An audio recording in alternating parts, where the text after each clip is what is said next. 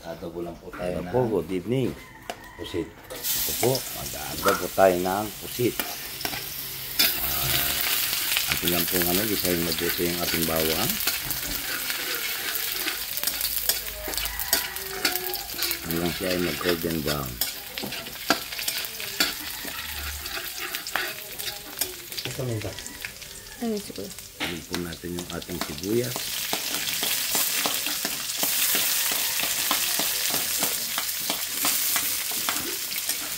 Ating halu-haluin. Yan po yan. Talagang pinabas natin yung aroma ng ating sibuyas at ng ating bawang. Yan po, antayin natin siya maging translucent po yung sibuyas natin. Tapos, sunod po natin yung ating kamatis.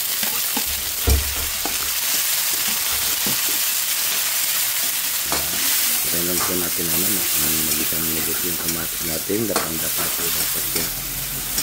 Para po siya mas kaya ang lasa.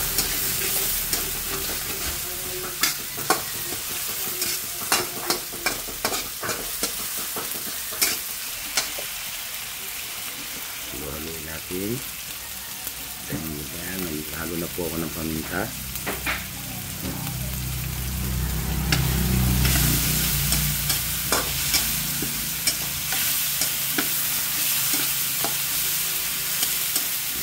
So pag nagluto po ako ng adobong pusit, hindi ko po muna nilalagay yung pusit po. So naluto po yung ating mga natin, mga rekado natin. Yan, nilagay po ako ng konting pampalasa. Bacon po yan. After that po, ilalagay na po natin yung ating toyo.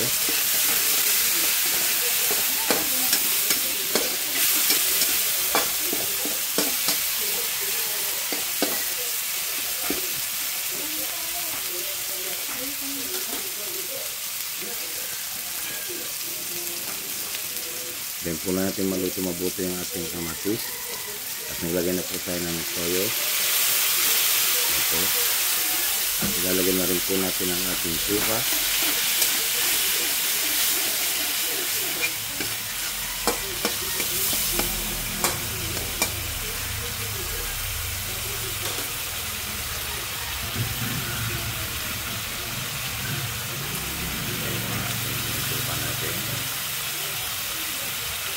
So, hindi po ako gumagamit ng wala po akong exact measurement, tansya lang po tayo.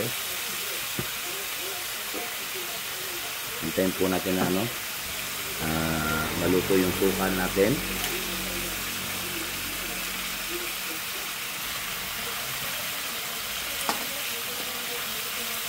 Kasi po kung uunahin natin yung pusit, ma-overdone po siya.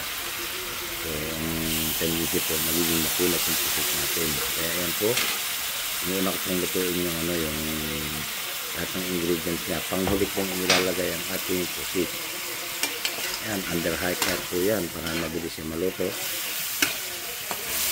Hindi na po tayo gagamit ng tubig yan, kasi yan po ay kusa pong magkasabang. Kasi yung pusit po ay marami po siyang stock na tubig sa kanyang katawan.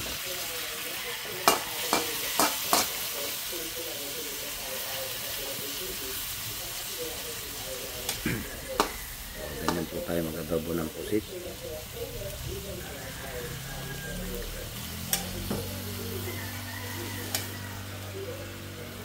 Para po siya, hindi po siya makuna at hindi overcook. Ganyan lang po tayo mag-adobo.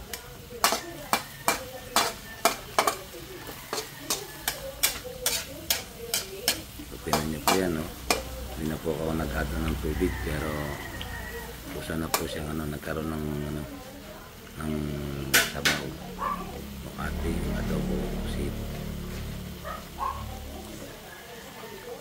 So yan lang po ang natin, ang process natin ng pag-adobo. Tapos konting natin, titikman natin para kailangan magdagdag tayo. So pasahan po, okay na siya. So hindi na po tayo nag-add-on, dahil okay na po yan. At yan po, Have a nice dinner sa ating lahat. At luto na po ang ating adobong pusit. Maraming salamat po sa inyong lahat. Have a nice evening.